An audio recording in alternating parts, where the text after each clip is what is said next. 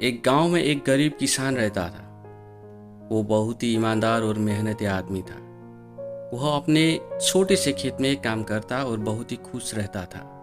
पूरे गांव में किसान की ईमानदारी की बहुत ही चर्चा थी। उसका एक दोस्त था जो उस गांव के राजा के यहाँ सिपाही का काम करता था। वो किसान से उसके घर रोज मिलने जाता था। एक बार राजा ने अपने दरबार में एक ऐलान किया कि उसके बगीचे में काम करने वाला एक अच्छा सा कारीगर चाहिए जो उसे बगीचे के पेड़ पौधे और फूलों का ध्यान रख सके। राजा का यह ऐलान सुनकर किसान के दोस्त सिपाही ने सोचा कि यही मौका है कि किसान से मित्रता निभाने की। मैं उसे यहाँ बगीचे में काम पर लगा दूंगा। उसका वो मेरा साथ भी रहेगा एवं किसान का भला भी हो जाएगा। यही सोचकर उसने राजा से कहा कि महाराज, मैं आपके लिए एक ऐसे आदमी लेकर आऊंगा जो यह काम अच्छे से कर लेगा। तभी राजा ने उस सिपाही को आदेश दिया कि जाओ, कल से ही बगीचे में काम करने के लिए कह दो। उसी वक्त वो सिपाही अपने दोस्त किसान के पास पहुंच गया और उसने किसान को बगीचे के काम की सारी बात बता दी और किसान ने भी काम करने के लिए खुशी खुशी हाँ कर दिया। अगले ही दिन अपने दोस्त के साथ राजमहल पहुंच गया। सिपाही उसे राजा के सामने लेकर गया और राजा ने उस किसान को बगीचे की पूरी देखभाल का काम सौंप दिया। राजा ने कहा, तुम अगर पूरी ईमानदारी के साथ काम करोगे तो तुम्हें 50 सोने की मुद्राएं हर महीने दूंगा।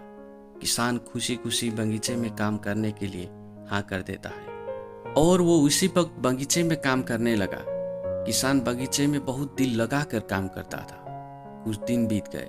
किसान ने बगीचे को बहुत सुंदर और हरा भरा बना दिया। राजा को उसका काम बहुत पसंद आया। एक दिन किसान बगीचे में कुछ खुदाई कर रहा था तो उसने जमीन के नीचे कुछ महसूस किया। तो उसने खुदाई की तो देखा वहां नीचे एक बड़ी सी संदूक थी।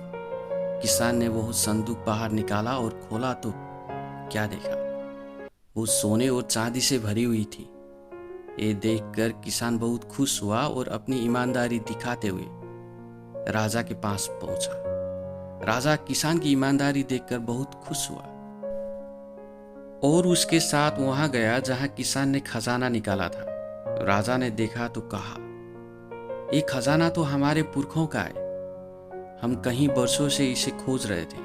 खजाना देख राजा बहुत ही खुश हो जाता है। राजा अगले दिन किसान को पूछता है, तुम्हें क्या इनाम चाहिए? किसान बोला, मालिक, मुझे कुछ नहीं चाहिए। मेरे पास जो भी है मैं उसी में खुश हूँ। राजा उसकी इतनी अच्छी बात सुनकर और खुश हो गया और उसने किसान को अपना मंत्री बनाने का फैसला किया। किसान ने राजा की बात मान ली और मंत्री बन गया।